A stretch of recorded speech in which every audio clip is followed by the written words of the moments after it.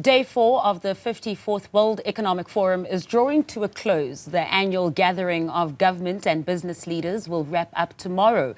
Business editor Xolani Mbanjwa is live for us in Davos, Switzerland, with a wrap of the events. Xolani, thank you so much for your time. Now, the Israeli President Isaac Herzog says Israel's war with Palestine is for the greater global West. Tell us more of what's coming out of Day 4 and what he meant.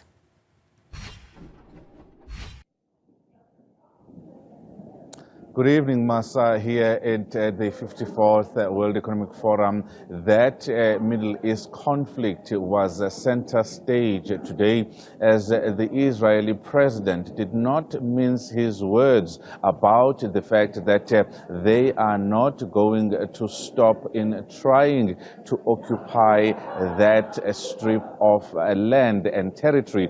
It is something that has confounded all of the world leaders here at the World Economic Forum, but everyone was expecting some level of pushback from President Herzog, and he did, calling the Palestinians, as you would have heard earlier in the day, a terrorist organization that still is siding with Hamas and all of those unwelcome, he says, unwelcome individuals. So it was something that was interesting as well, that President Herzog of Israel says their most pressing issue is their relationship with Saudi Arabia, which is a key issue for them as Israel when it comes to this issue of the Gaza conflict. It is something that he did not mince his words, digging in his heels, and the peace process that the world is trying to get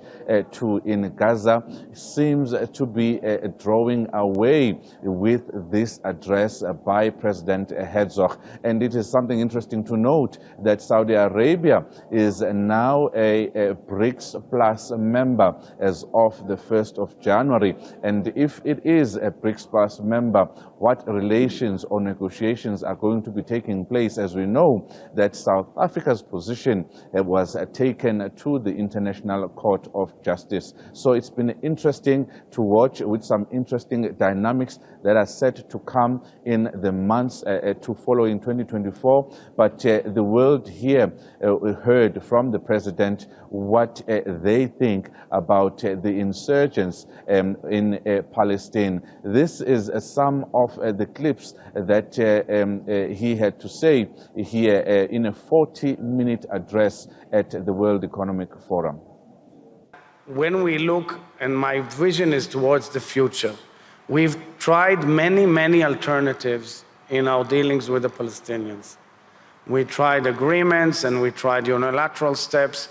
We tried a lot. I think now is the time that the demands also must be presented to the Palestinians to show that they really mean a vision of peace. That requires revamping and reforms in the Palestinian Authority. And we cannot go back to the same good old ritual of fighting Hamas and, God forbid, returning to another round of battle. We have to offer a future both to Israelis and Palestinians, and offer a future that we can live together, that Gaza can be well managed and looks forward to the world, like our agreements in the regional agreements, like the Abraham Accord, have projected real prosperity and a real bright future. Now, Xolani, the conflict in the Middle East, of course, was expected to take center stage, but a new World Economic Forum report released today also shows that global fintech industry is demonstrating strength and resilience despite an unclear economic outlook. Tell us more.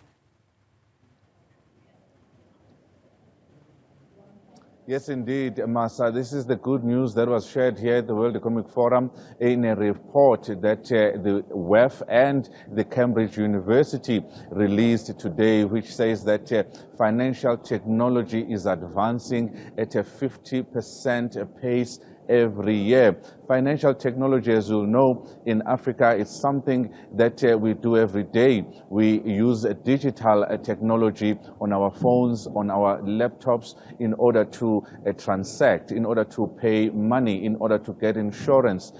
All of those, it's not just banks, it's other companies that are providing these fintech services. And the continent of Africa is central to that, because fintech has risen tremendously on the African continent. There is some good news on that front, with jobs being created and working from home still part of the mix. So when it comes to that particular advancement of financial technology, a big part of what is happening in Africa, it is a good story to tell that that part of the sector is still growing. That is indeed a good story to tell. Thank you so much, Xolani, for your time.